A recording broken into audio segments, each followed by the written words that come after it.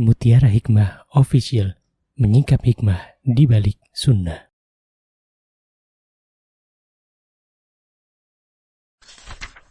Salurkan donasi terbaik Anda untuk mendukung dakwah Mutiara Hikmah Official. Umroh akhir tahun plus Daurah Parenting Islami bersama Ustadz Hanan Yasir MA, Ustazah Imro'atul Azizah, 2 kali sholat Jumat. Kelas Daurah Parenting setiap hari. Konsultasikan dan daftarkan diri Anda sekarang juga. Mari kita ikut serta dalam pembebasan tanah wakaf untuk pembangunan Masjid Mutiara Hikmah. Bagi Anda yang ingin menyalurkan donasi, bisa melalui rekening Bank BSI di nomor rekening 2200220245 atas nama Masjid Mutiara Hikmah.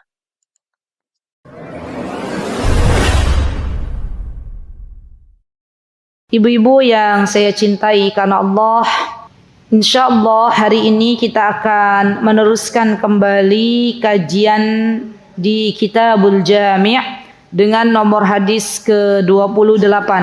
Betul Mbak Mia? Alhamdulillah. Monggo silakan seperti biasa ibu-ibu teman-teman bisa dilihat kanan kiri depan belakang. Ya mungkin ada jamaah yang baru bergabung pada pagi hari ini belum punya bukunya, bisa kita ajak bersama-sama. Silahkan. Baik. Insya Allah yang sudah pernah beli harganya berapa ibu-ibu? 14.000. Tidak lebih banyak dari semangkuk bakso ya. Insya Allah. Baik, hadis yang ke-28 bisa dibantu dibacakan Ustazah, monggo silahkan. Bismillahirrahmanirrahim. Wa an Abi Hurairah radhiyallahu anhu qala Rasulullah sallallahu alaihi wasallam man nafasa 'an mu'minin kurbatan min kurabid dunya naffasallahu anhu kurbatan min kurabi yaumil qiyamah wa man yassara ala mu'sir yassarallahu alaihi fid dunya wal akhirah wa man satara musliman satarahullahu fid dunya wal akhirah wallahu fi 'aunil 'abdi ma kana al 'abdu fi 'auni akhihi. Akhrajahu Muslim. Baik, Masya Allah, barakallahu fiki wa ja'alallahu hadal amali salih fi mizani hasanatik. Ibu-ibu yang saya cintai karena Allah, di dalam hadis ke-28 ini yang ada di dalam Kitabul Jami' itu adalah potongan dari sebagian matan hadis. Jadi ada kelanjutannya sebenarnya. Apa kelanjutan dari hadis itu? Ya, dari hadis yang ada di hadis ke-28. Lanjutannya adalah tentang manfaat orang-orang yang mendatangi majelis ilmu. Man salaka tariqan yaltamisu fihi ilman sahhalallahu lahu bihi tariqan min turuqil jannah. Kemudian nanti ada tambahannya lagi, masih sama. Apa tambahannya?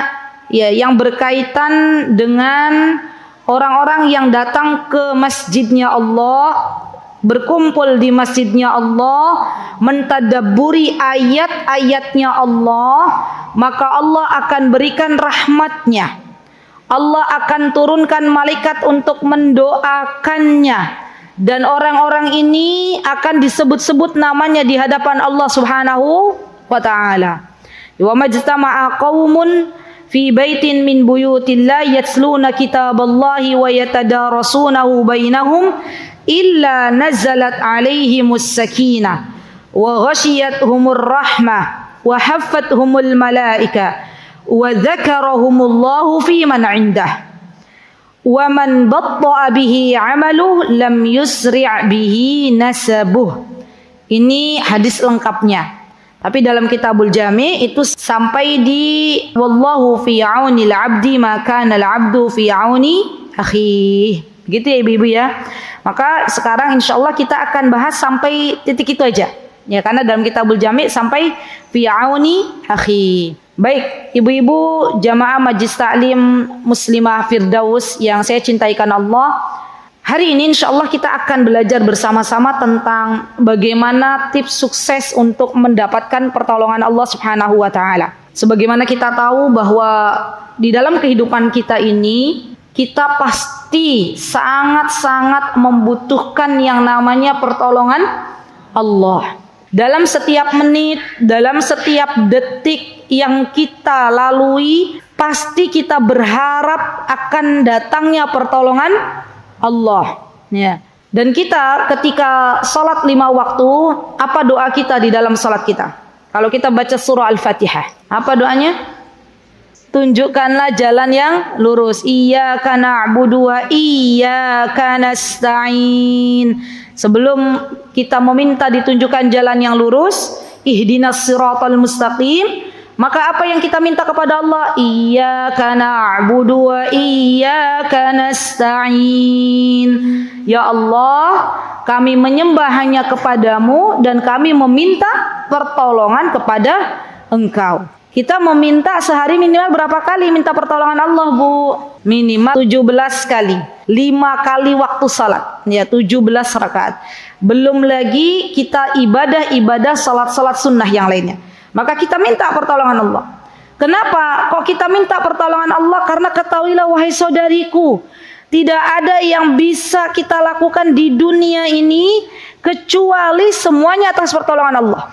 Kalau bukan Allah yang menolong kehidupan kita, maka kita tidak akan bisa melakukan apapun. Ibu-ibu bangun dari tidur, Allah kasih kita napas, itu karena Allah tolong kita. Kalau bukan karena pertolongan Allah, kita diwafatkan oleh Allah Subhanahu wa Ta'ala. Kita bisa menggerakkan badan kita, lisan kita bisa dimampukan oleh Allah untuk mengucapkan Alhamdulillahilladzi ahyana ba'dama amatana wa ilaihin nusyur.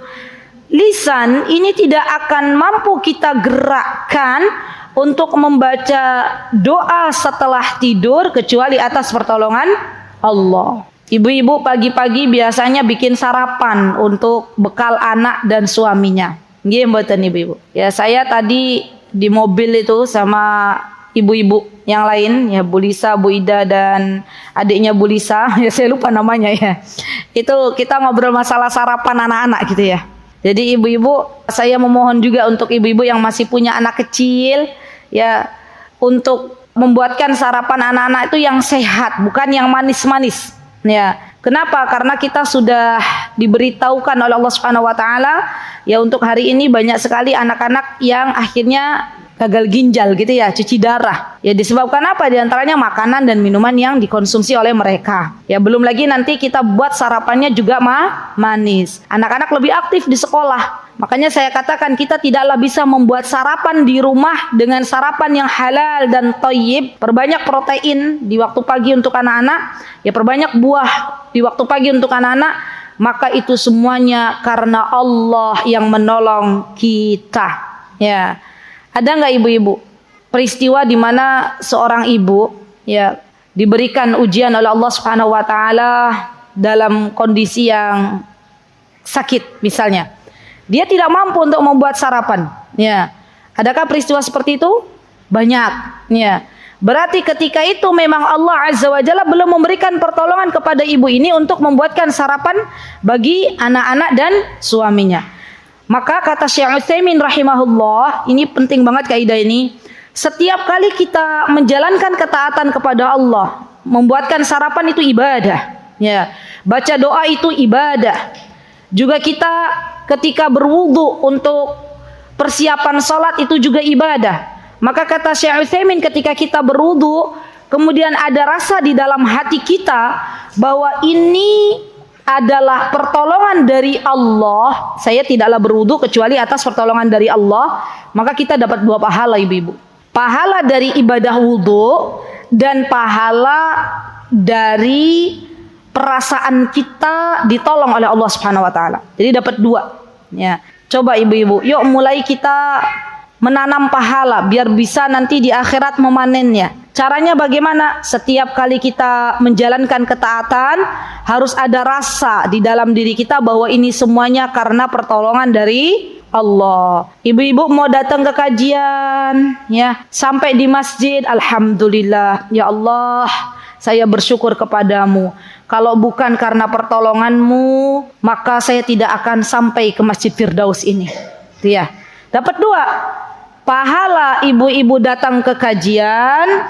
Yang kedua, pahala ibu-ibu merasakan bahwa ini semua adalah pertolongan dari Allah Subhanahu wa ta'ala. Ya. Begitu pula ketika ibu-ibu pakai jilbab, ketika ibu-ibu menutup aurat, maka harus ada rasa ketika ibu-ibu keluar dari rumah menutup aurat, harus ada dalam diri kita, ya Allah, tolong tuliskan pahala untukku.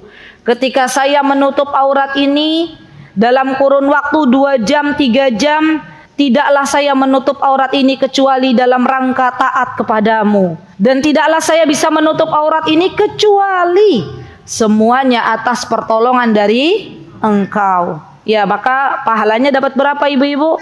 Dapat 2. Gitu ya. PR. Ustazah belum masuk hadis udah PR. Gitu ya. PR, Bu. Biar kita amalkan. PR ya. Tulis semuanya. PR. Mulai sekarang PR-nya adalah kalau ibu-ibu menjalankan ketaatan apapun itu harus ada rasa bahwa ini semuanya atas pertolongan Allah. Biar pahalanya double. Jangan sampai yang double-double itu sesuatu dari dunia saja.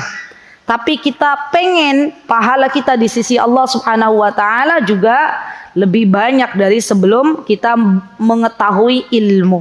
Ya. Baik. Nah, bagaimana tipsnya, caranya agar kita mendapatkan pertolongan Allah Subhanahu wa taala? Maka Rasulullah sallallahu alaihi wasallam memberitahukan kepada kita dengan hadis yang dibawakan oleh Abu Hurairah. Apa kata beliau? Man naffasa an mu'minin kurbatan min kurabid dunya naffasallahu anhu kurbatan min kurabi yaumil qiyamah. Masya Allah.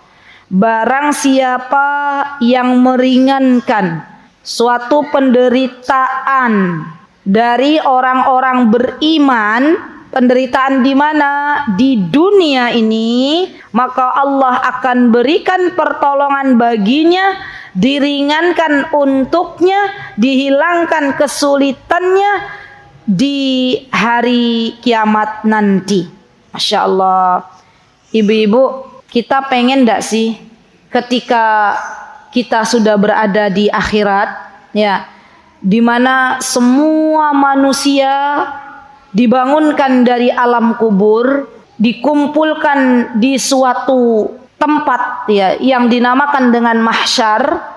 Dan kita tahu di mahsyar nanti matahari didekatkan sedekat-dekatnya. Semua manusia dalam hal ini pasti membutuhkan pertolongan Allah, pasti meminta kepada Allah Subhanahu wa ta'ala pertolongan yang bisa menolongnya, ya. Dan setiap manusia itu levelnya beda-beda. Ada dia dibangunkan dari alam kubur dalam keadaan bertalbiyah. Kemarin di Masjid Mutiin kita belajar, yang teman-teman hadir ya di Masjid Mutiin kajian Muslimah Hasanah.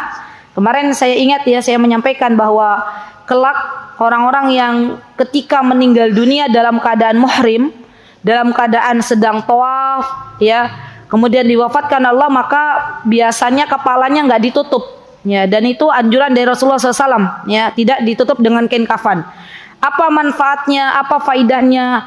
Karena besok ketika dibangunkan dari kubur, orang-orang yang diwafatkan oleh Allah dalam keadaan sedang berihram, maka secara otomatis lisannya akan mengucapkan kalimat talbiyah, labbaik Allahumma labbaik. Ya, subhanallah.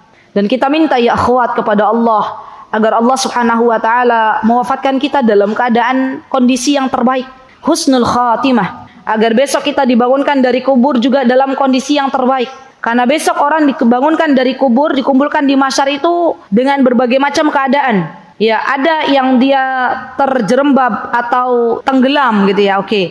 Dia tenggelam di keringatnya sendiri. Ada yang keringatnya sampai atas, sampai kepala, ada yang keringatnya sampai lutut saja, ada yang keringatnya setengah. Itu semuanya berdasarkan amal salih dan dosa yang dilakukan di dunia. Maka setiap orang kala itu meminta pertolongan kepada Allah Subhanahu wa taala. Sampai-sampai Rasulullah menggambarkan di hari di mana setiap orang membutuhkan pertolongan Allah, setiap orang pengen diringankan bebannya, maka orang-orang pun mencari syafaat. Ya, mencari syafaat. Apa itu syafaat? Syafaat itu perantara, wasilah yang bisa meringankan beban yang ada di dalam dirinya. Coba lihat. Dan pasti ibu-ibu, kita ketika berada di akhirat nanti, kita semuanya meminta dan memohon kepada Allah agar Allah menolong diri kita. Nah, kalau kita pengen ditolong oleh Allah di akhirat nanti, maka mumpung kita masih ada di dunia, maka sering-seringlah kita meringankan penderitaan orang-orang yang beriman. Ya, nafasa itu artinya, kata Imam Nawawi, adalah melancarkan pernafasan. Maksudnya melancarkan pernafasan itu artinya adalah meringankan, gitu ya. Kurbah itu adalah kesulitan yang sangat luar biasa. Ya, kurbah, ada juga yang mengatakan al-kurbah itu artinya adalah sesuatu yang sangat berat, himpitan yang sangat berat, itu kurbah. Jadi kalau ada di antara hamba Allah yang kita tahu dia sedang membutuhkan pertolongan, ya, membutuhkan pertolongan dari sesama hamba Allah, kemudian kita tahu, ya, bahwa dia lagi butuh pertolongan, maka kita tolong. Balasannya apa? Balasannya Allah menolong kita ketika kita membutuhkan pertolongan Allah di akhirat nanti. Ya, ibu-ibu yang saya cintai karena Allah, menolong sesama hamba Allah itu di antara akhlak yang mulia, ya. Dan akhlak yang mulia itu yang akan memberatkan timbangan kita di akhirat nanti. Maka sudah saatnya kita dengan tetangga kita, dengan karib kerabat kita, dengan orang-orang yang terdekat dengan kita, ataupun sesama hamba Allah yang beriman, untuk saling tolong menolong, ya. Dan meringankan itu tidak kemudian menghilangkan. Jadi arti dari man nafasa an mu'minin kurbatan min kurabid dunya, ya, barang siapa yang meringankan, tidak kemudian menghilangkan. Berarti kalaupun kita bisa membantunya, kemampuan kita baru bisa sedikit, maka itu sudah masuk di dalam pengertian man-naffasa an mu'minin kurbatan min kurabid dunya. Jadi dia pasti akan dapat pertolongan Allah. Contoh misalnya, ada saudara kita lagi butuh biaya untuk biaya berobat ke rumah sakit. Misal contoh, ya, kalau tidak ada biaya di jam tersebut, di hari itu, maka dia tidak dapat kamar padahal kondisinya darurat misalnya. Maka ketika kita mengetahui hal ini, kita bantu. Berapa biayanya? Biayanya 50 juta misalnya. Terus kita lihat ternyata kita punya uang 10 juta, ya. Maka kemudian kita bilang ke saudara kita, saya baru bisa bantunya 10 juta, monggo kalau berkenan, gitu ya. Nah, ketika kita membantu saudara kita dengan mengeluarkan 10 juta dan yang dibutuhkan 50 juta, itu sudah masuk kategori kita meringankan beban saudara kita. Dan kelak Allah Subhanahu wa taala akan memberikan pertolongannya kepada kita ketika nanti kita sedang berdiri di hadapan Allah di akhirat nanti. Jadi yang harus diingat tuh Bu, kalau kita lagi nolong orang, itu yang harus diingat tuh bukan pengen dapat balasan dari orang tersebut, bukan. Tapi ingat, balasan yang terbaik adalah balasan ketika Allah Subhanahu wa taala menolong kita di akhirat. Sekali lagi, bahwa kita akan kecewa ketika kita menolong orang lain, ketika kita menghilangkan atau meringankan kesusahan orang lain, tapi niat kita itu agar dibalas oleh orang tersebut. Ya, ternyata qadarullah, orang tersebut yang kita telah tolong, yang kita telah ringankan kesusahannya, ternyata dia tidak berbalas budi atas apa yang kita lakukan, maka kita akan kecewa. Ya, cara yang paling mudah bagaimana? cara yang paling mudah adalah kita menolong hamba Allah, kita meringankan beban saudara kita, itu bukan karena dianya, tapi karena Allah. Dan Allah yang akan menepati janjinya di akhirat nanti. Semoga kita digolongkan oleh Allah Azza wa Jalla termasuk orang-orang yang mendapatkan pertolongan Allah Subhanahu wa Ta'ala. Jadi Masya Allah ya ibu-ibu, kadang tuh kita itu diajarkan oleh Allah Subhanahu wa Ta'ala dalam kehidupan ini, kita berjumpa dengan orang-orang susah. Ya, pernah nggak ibu-ibu mengalami kehidupan yang begitu? Saya itu dalam beberapa bulan ini kok ya dipertemukan sama Allah itu dengan orang-orang susah ya gitu ya. Ya dia minta tolong begini, minta tolong begitu. Maka apa yang harus kita lakukan? Ucapkan dulu Alhamdulillah. Alhamdulillah. Berarti apa? Berarti Allah sedang memberikan kesempatan kepada kita untuk meringankan beban orang-orang yang sedang membutuhkan. Ya, jadi kita katakan dulu Alhamdulillah. Saya berjumpa dengan orang-orang yang demikian. Kalaulah saya tidak dipertemukan dengan orang-orang yang susah, kalau saya tidak dipertemukan oleh Allah dengan orang-orang yang membutuhkan, maka saya termasuk orang yang rugi. Karena saya tidak bisa beramal salih, saya belum bisa menolong banyak orang, gitu ya. Jadi bersyukurlah kepada Allah ketika Allah Subhanahu wa Ta'ala memberikan kepada kita ya kehidupan di mana ya yang mendatangi kita adalah orang-orang yang memang membutuhkan bantuan. Baik. Ustazah, apakah meringankan itu hanya sebatas materi? Ternyata tidak. Ya. Termasuk di dalamnya ketika ada seseorang yang sedang membutuhkan nasihat. Ya, dia datang kepada kita curhat begini, terus harus kayak mana ya, saya itu sikap saya itu harus bagaimana, begini. Kemudian kita ringankan. Ya dengan lisan kita, ya sabar ya Mbak, semoga Allah meringankan bebanmu, semoga Allah memberikan solusi terbaik. Itu juga masuk dalam kategori meringankan saudara kita. Jadi jangan dikira ibu-ibu meringankan tuh hanya dengan materi, hanya dengan uang, tidak ternyata. Meringankan tuh bisa dengan perkataan atau ucapan baik kita. Ya itu juga sudah masuk dalam meringankan. Atau waktu yang kita luangkan. Misalnya tetangga kita butuh apa Bu? Biasanya kalau ibu-ibu, waktu yang kita luangkan contohnya bagaimana misalnya? Tetangga kita mau hajatan misalnya. Terus beliau minta kepada kita, Jeng, bisa nggak antar saya beli buat lamaran gitu. Berarti kan kita menyiapkan waktu. Ya. Bisa nggak antar saya ke pasar induk untuk beli buat lamaran gitu? Oke, yuk kapan bisanya? Saya bisanya waktunya nanti hari Ahad pukul sekian. Nah ibu-ibu, ketika kita mengantarkan saudara kita untuk membeli barang-barang yang akan dijadikan lamaran, itu kita dihitung pahala loh oleh Allah. Jangan kita katakan itu sia-sia. Ya, yang penting kita izin ke suami, Beb, ya. Saya mau izin hari Ahad jam 8 diajak sama tetangga saya untuk menemani membeli barang-barang yang akan dijadikan lamaran untuk putranya. Oke, silahkan. Ibu pergi 2 jam. Ya. Masya Allah, kalau kita niatkan kita membantu orang lain dengan waktu kita, maka kita sudah masuk dalam kategori kelak Allah akan mendatangkan pertolongan kepada kita di akhirat nanti. Masya Allah, jadi banyak ya ibu-ibu ya, waktu yang kita luangkan, tenaga yang kita curahkan, itu semuanya juga sama. Ya, tetangga kita mau ada tamu datang banyak, ya kita bisa masak, terus kita bilang ke tetangga kita, wahai tetanggaku yang mulia, ya saya mau bantu masak gitu ya. Ada nih tenaga nih, saya bisa lah masak ini. Kalau ada yang dari Palembang, saya masakin empek-empek gitu ya. Nah, alhamdulillah Allah berikan kelebihan saya bisa masak empek-empek ya untuk menjamu tamu. Masya Allah. Itu juga masuk dalam kategori meringankan beban saudara kita. Dan kelak Allah Azza wa Jalla akan menolong kita di akhirat. Baik, kemudian yang kedua adalah apa kata Rasulullah SAW?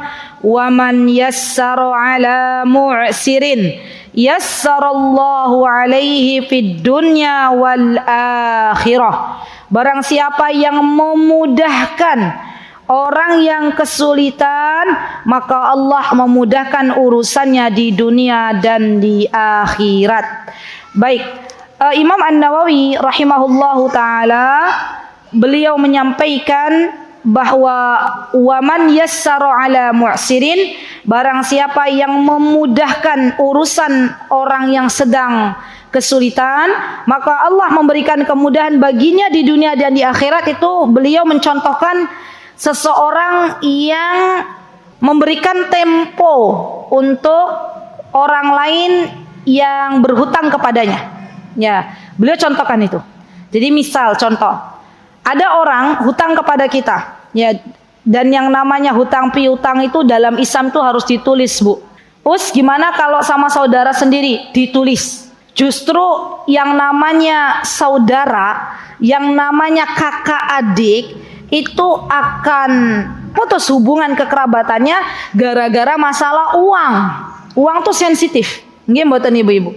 Yang awalnya akur, yang awalnya baik-baik saja, gara-gara uang, gara-gara utang piutang jadi berantakan. Ya, bukan hanya kakak adik, pertemanan, persahabatan yang sudah terjalin lama, ya, karena masalah uang, utang piutang itu bisa rusak kalau kita akadnya tidak baik. Jadi ibu-ibu mohon dengan sangat kalau ada ya masalah utang piutang ini, walaupun itu dengan saudaranya sendiri, tolong ditulis. Dan itu ajaran Islam. Ya, tapi saya udah percaya ya saya udah percaya dia orangnya begini. Giliran nanti di tengah jalan ada sesuatu yang mungkin ya akhirnya diributkan, tiada bukti yang bisa kita ajukan. Jadi ditulis kapan hutangnya, berapa hutangnya, dan kapan mau dikembalikan. Kita tanya, ada yang berhutang kepada kita, kita tanya, mau hutangnya berapa? Saya mau hutang 1 juta misalnya. Oke, saya tulis ya pada hari ini. Tanggal berapa hari ini, Bu? 4 September 2024 ya.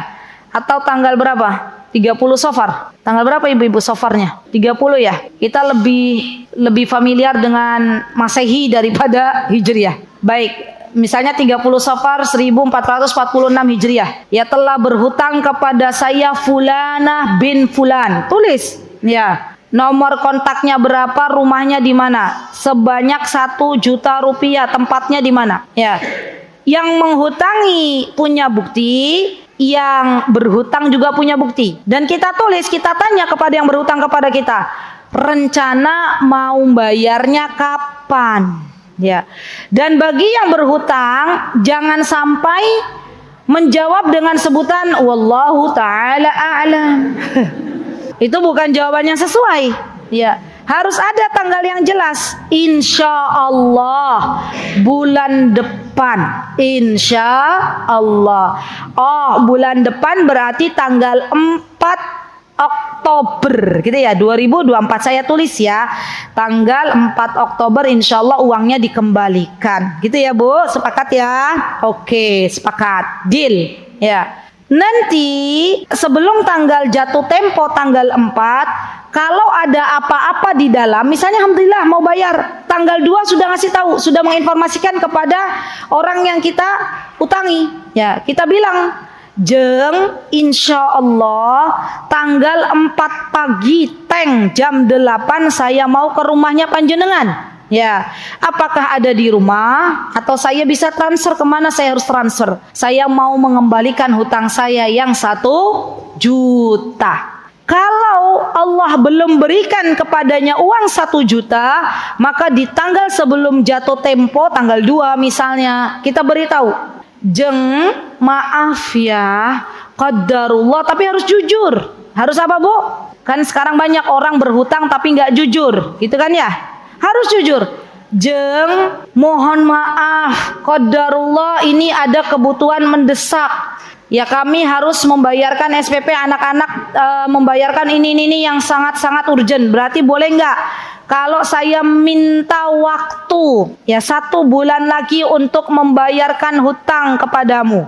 Maka orang yang baik pengen meringankan kesulitan saudaranya, dia akan mengatakan, oke, 1 bulan lagi saya kasih kesempatan engkau untuk membayar. Dan bagi yang berhutang, lek punya hutang tenanan ngumpulin bu. Oh ini saya punya hutang, saya sisakan uang ini untuk membayar hutang. Ya, zaman sekarang yang lebih ribet itu yang berhutang atau yang menghutangi? Yang menghutangi, dikejar-kejar orang yang berhutangnya ya. Ya, di chat, di WA nggak dibales. Ya, nggak apa-apa. Kalau memang nggak punya uang, ya bilang. Ya, maaf ya Jeng, saya minta tempo. Bulan depan insya Allah bayar. Dan apa yang dijanjikan tuh harus ditepati. Ya ibu-ibu. Ya jangan nanti bulan depan pas jatuh tempo minta lagi waktu. Subhanallah. Dan ini bagian dari sesuatu yang tidak baik. Ya. Nah, lebih baik lagi, apalagi kalau memang kita tahu keadaan orang yang berhutang kepada kita tuh benar-benar dia butuh gitu loh. Anaknya 11 misalnya, 7 di pondok misal. Contoh. Istrinya masih 1, alhamdulillah ya. Tapi kebutuhannya banyak kan anaknya 11 ya. Maka kemudian kita yang menghutangi bilang, Jeng, saya nitip aja deh yang 1 juta buat bayar SPP anak panjenengan yang di pondok gitu ya. Masya Allah. Maka kira-kira senang gak yang mendapatkan hutangan? Senang, alhamdulillah, rizki minallah, rizki dari Allah gitu ya, untuk putri saya ya. Dan itu bagian dari berbuat kebaikan. Rasulullah SAW beliau pernah bercerita. Kata beliau suatu hari, ini ceritanya sahih, ada penjual yang di Madinah yang biasa memberikan hutang kepada orang-orang yang membutuhkan. Nih siapa yang mau berhutang? Yuk, siapa yang mau berhutang? Masya Allah, kalau zaman sekarang ada orang yang terbiasa memberikan hutang itu rumahnya rame nggak? Ibu-ibu, rame ya. Dari sebelum subuh sudah antri. Ya. Tapi tidak dengan para sahabat. Para sahabat itu mereka adalah orang-orang yang tahu izzah, tahu muru'ah. Ketika ada seseorang menawarkan siapa yang mau berhutang, tidak kemudian aji mumpung. Ya, pada datang antri pengen mendapatkan utangan, tidak. Ya, tapi memang yang datang itu adalah orang-orang yang benar-benar membutuhkan. Maka kata Rasulullah SAW, pedagang ini pedagang yang baik. Ya. Ketika dia tahu orang yang berhutang kepadanya itu benar-benar kondisinya sulit, maka dia akan bilang kepada anaknya, nak tolong kabarkan kepada Fulan bin Fulan bahwa hutangnya sudah lunas. Masya Allah. Ibu, kalau ada orang seperti itu di zaman ini, Bu, kira-kira banyak yang suka napa mboten? Banyak ya. Ya banyak, sampai rumahnya saya kira banyak didatangi oleh orang gitu ya. Masya Allah. Dan ketahuilah wahai saudariku, pesan saya adalah jangan menjadikan hutang itu sebagai kebiasaan di dalam hidup kita. Ya, jadi tidaklah kita berhutang kecuali memang ada kebutuhan yang sangat-sangat mendesak. Kalau kita berhutang hanya untuk gaya-gayaan, hanya untuk memenuhi keinginan kita, bukan kebutuhan kita, maka rubahlah hidup kita. Karena hari ini di antara tantangan akhir zaman adalah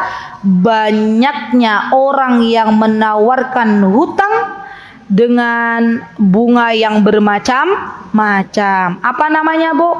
Ibu-ibu udah hafal semua. Pinjol ya. Pinjaman online ya. Jadi walaupun ada pinjaman online, ibu-ibu, jangan kita subhanallah akhirnya ikut-ikutan terseret ke sana. Ya, begitu pula dengan anak-anak kita wanti-wanti. Nah, namanya hutang itu tidak baik. Ya, namanya hutang itu adalah sebuah kegelisahan yang akan mendatangkan kegelisahan.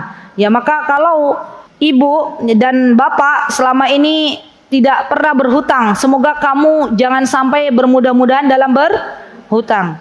Mohon saya meminta maaf terlebih dahulu, termasuk di dalamnya orang yang punya kartu kredit itu juga bagian dari ibu-ibu.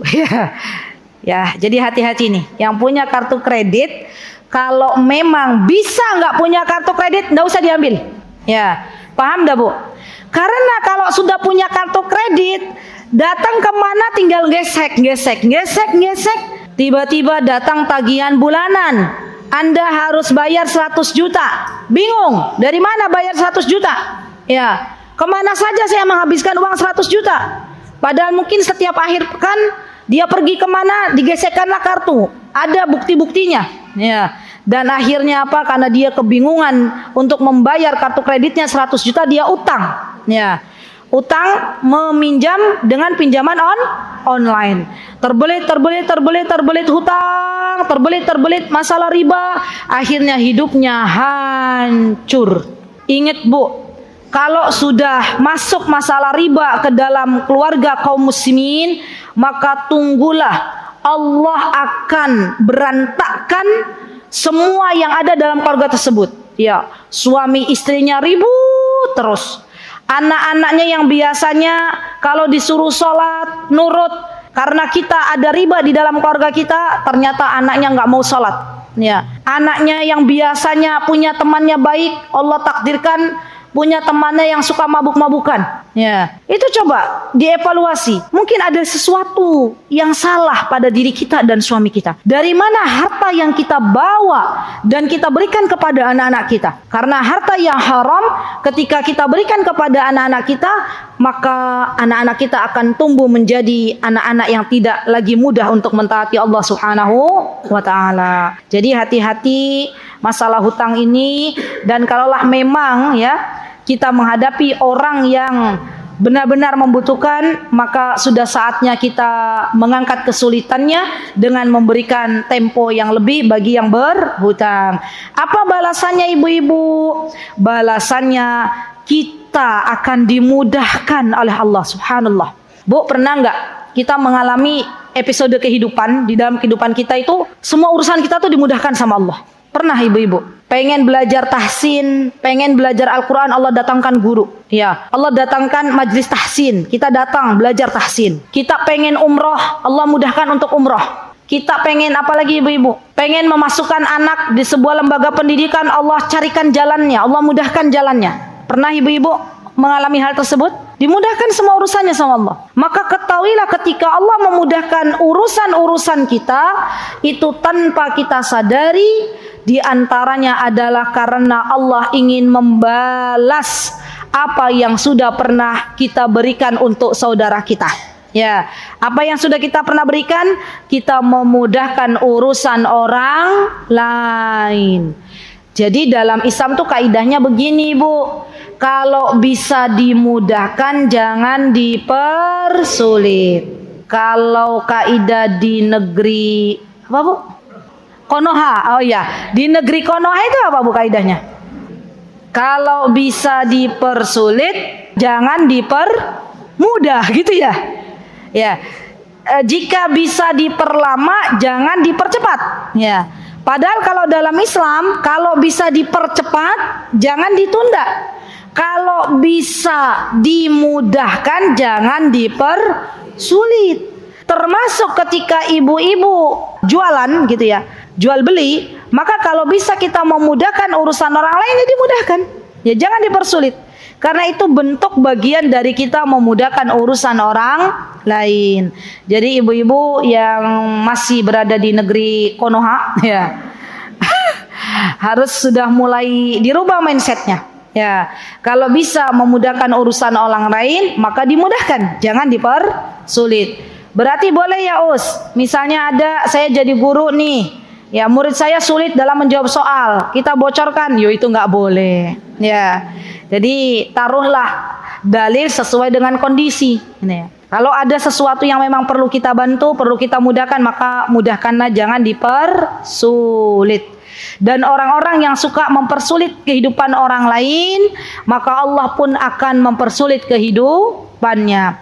Bahkan ibu-ibu yang kedua ini, subhanallah, Allah akan mudahkan urusannya bukan hanya di dunia, tapi Allah mudahkan urusannya nanti di akhirat. Allah masukkan ia ke dalam surganya tanpa hisab dan tanpa azab. Allah akan mudahkan baginya untuk mendapatkan naungan Allah Subhanahu wa taala. Dan ini bentuk kemudahan-kemudahan dari Allah Subhanahu wa taala. Baik. Termasuk amalan yang dicintai oleh Allah, teman-teman, adalah ketika kita memberikan kebahagiaan kepada seorang muslim. Itu termasuk di antara amalan yang dicintai oleh Allah. Apa kata Rasulullah SAW? Wa habbul a'mali ilallah. Dan termasuk amalan yang paling dicintai oleh Allah, sururun tudkhiluhu ala muslim. Membuat muslim yang lain berbahagia, memudahkan urusan orang lain, itu artinya kita memberikan kebahagiaan untuk orang lain. Au takashifu anhu kurbah. Termasuk amalan yang dicintai oleh Allah adalah mengangkat kesusahan dari orang lain. Au taqdi anhu dainan, atau membayarkan hutangnya. Au tatrudu anhu ju'an, atau menghilangkan rasa laparnya. Itu termasuk bagian dari amalan-amalan yang dicintai oleh Allah Subhanahu wa ta'ala. Masyaallah. Baik. Kemudian yang ketiga, ibu-ibu, ya, apa kata baginda Rasulullah SAW?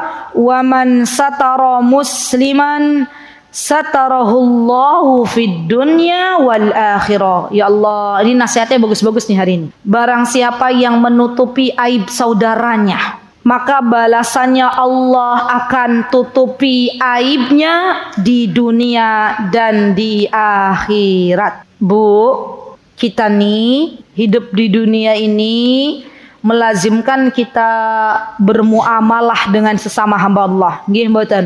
Kita itu kan makhluk sosial. Ya. Kita harus bermuamalah, kita butuh orang lain. Kenapa? Karena ketika kita nanti pas sudah jadi mayit, kita tidak bisa ya menguburkan jenazah kita sendirian. Pasti kita pun butuh bantuan orang lain. Maka terkadang dalam pergaulan itu terkadang kita menemukan ada aib saudara kita yang Allah Azza wa Jalla tunjukkan kepada kita. Ibu pernah enggak mendengar atau melihat langsung atau mendengar dari kawan ibu yang membuka aib seseorang, atau kita diperlihatkan oleh Allah tentang aib seseorang? Pernah? Sering, ya kan? Loh, kok dia begitu ya? Kok dia begini ya? Oh, saya dengar katanya begini, katanya begitu, gitu ya. Maka bagi kita sebagai seorang muslim, kalau bisa menutupinya, tutupi. Terutama kepada orang-orang yang memang setiap hari dia jarang sekali melakukan maksiat. Jadi kata Imam Ibnul Qayyim tuh manusia tuh terbagi jadi dua. Yang pertama, orang yang senantiasa ya menjaga ketaatan kepada Allah tapi kadang tergelincir dalam maksiat. Maka orang yang pertama ini ketika dia berbuat kesalahan, ya Allah bukakan aibnya, maka wajib kita untuk menutupinya. Yang kedua adalah hamba Allah yang terbiasa bermaksiat terang-terangan. Dia minum minuman keras terang-terangan. Dia suka misalnya ngerampok terang-terangan. Dia suka begal terang-terangan. Maka orang-orang yang seperti ini, kata Imam Ibnul Qayyim, tidak perlu ditutupi aibnya. Boleh kita angkat kejahatannya untuk menutup celah-celah kejahatan. Gitu loh ibu-ibu ya. Jadi kalau misalnya kita sudah tahu nih, ada fulanah, contoh, ada fulanah, ada ibu, seorang ibu yang dia tuh terbiasa waliyadzubillah, summa waliyadzubillah, terkenal suka nyerobot suaminya orang. Contoh, dan ini contoh. Insya Allah di sini nggak ada, ya di luar sana, di negeri Konoha. Ya. Ada tuh terkenal, si perempuan ini terkenal banget. Dia itu suka nyerobot suaminya orang. Ibu-ibu tahu kejadian yang saya pernah ada informasi dan insya Allah ini valid. Jadi zaman sekarang itu naudzubillah summa naudzubillah ya, banyak sekali wanita yang terlalu agresif. Sampai pernah kejadian ini kisah nyata, ada seorang wanita yang dia masih punya suami, dia incer salah satu orang yang kaya di daerahnya. Ya dia mengaku kepada orang yang kaya itu, saya janda gitu ya. Kemudian saya mau menikah dengan engkau. Padahal yang orang kaya itu masih punya istri. Ya, akhirnya dia menikah dengan orang kaya ini jadi istri kedua. Ya, padahal dia masih punya suami. Ya. Kemudian di hari selanjutnya dia juga menikah dengan orang lain, laki-laki yang punya istri juga. Ya. Nah, akhirnya dia punya suami 3. Ya. Suatu hari Allah bukakan ini, ya karena itu kan tidak diperbolehkan dalam Islam.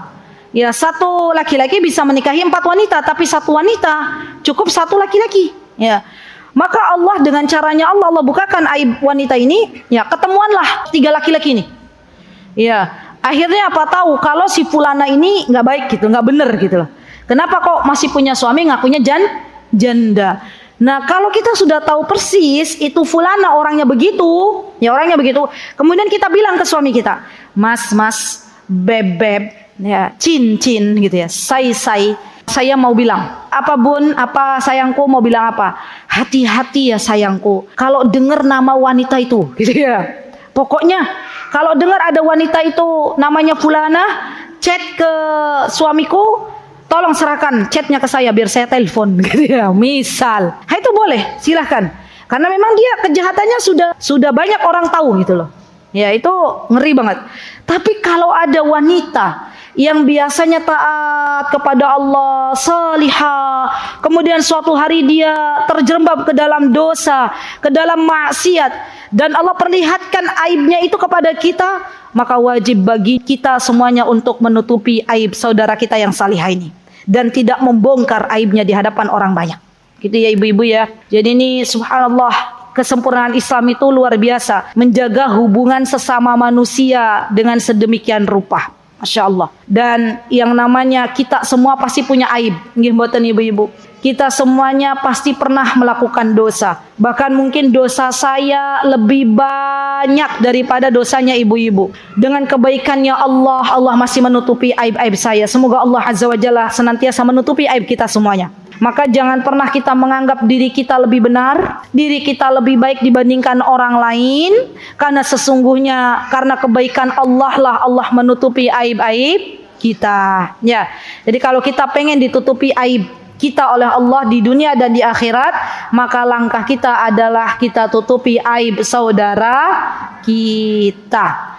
Termasuk di dalamnya nyun sewu, mohon maaf ibu-ibu, termasuk di dalamnya bagi seorang istri hendaklah menutupi aib suaminya. Jangan diumbar aib suaminya. Ya kenapa? Karena kita nih itu diibaratkan kita dan suami kita itu seperti pakaian yang saling menutupi. Maka kalaulah suami kita suatu hari atau pernah ia melakukan sebuah dosa, maka yang pertama kali kita lakukan adalah mintakan ampunan kepada Allah Subhanahu wa taala. Dan kalaulah kita pengen mendapatkan solusi, maka kita datangi seseorang yang kita lihat beliau adalah orang yang thiqah, orang yang bisa dipercaya dan bisa menyelesaikan masalah tersebut. Bukan kita umbar aib suami kita di hadapan orang banyak. Baik. Kemudian di sini yang Rasulullah SAW pernah bersabda, ya ma'syara man amana bilisanihi wa lam yadkhulil imanu qalbahu la taghtabul muslimin wa la tattabi'u awratihim fa innahu man yattabi' awratihim yattabi'u Allah awratahu wa man yattabi'u Allah awratahu yafdahu fi baiti. Lihat ibu-ibu, apa kata Rasulullah, ini perlu diingat. Wahai orang-orang beriman yang beriman dengan lisannya dan belum masuk ke dalam hatinya, janganlah kalian mencari-cari kesalahan orang lain. Janganlah kalian menggunjingi orang-orang muslim. Janganlah kalian mencari-cari aib, ya, orang-orang yang beriman. Karena barang siapa yang selalu mencari-cari kesalahan orang beriman, maka Allah akan membongkar aib dirinya.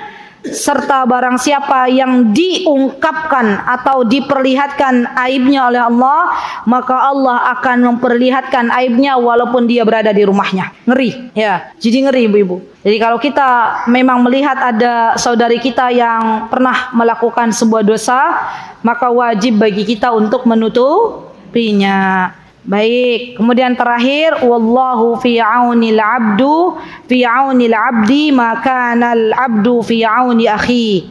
Dan sesungguhnya Allah senantiasa menolong hambanya selama hamba tersebut menolong saudaranya. Berarti kesimpulan dari hadis ini, kalau kita pengen ditolong oleh Allah Subhanahu wa taala, maka di antara tipsnya adalah banyak-banyak menolong orang. banyak-banyak menolong saudara kita. Semoga dengan kita menolong saudara kita, Allah akan menolong kehidupan kita baik di dunia maupun di akhirat. Dan menolong saudara kita bagian dari amal salih yang Allah Subhanahu wa taala cintai. Semoga Allah Subhanahu wa taala ringankan tangan-tangan kita untuk menolong saudari kita. Semoga Allah Subhanahu wa taala ringankan kaki-kaki kita untuk menolong saudari kita. Semoga Allah Subhanahu wa taala ringankan lisan-lisan kita untuk menolong saudari kita, dan semoga Allah Subhanahu wa taala kelak akan mengumpulkan kita bersama saudari-saudari kita semuanya di dalam surganya. Amin Allahumma amin. Itu yang bisa saya sampaikan. Jikalau ada kesalahan, saya memohon maaf yang sebesar-besarnya. Aqulu qouli hada wastaghfirullah li wa lakum wa akhiru da'wana alhamdulillahi rabbil alamin.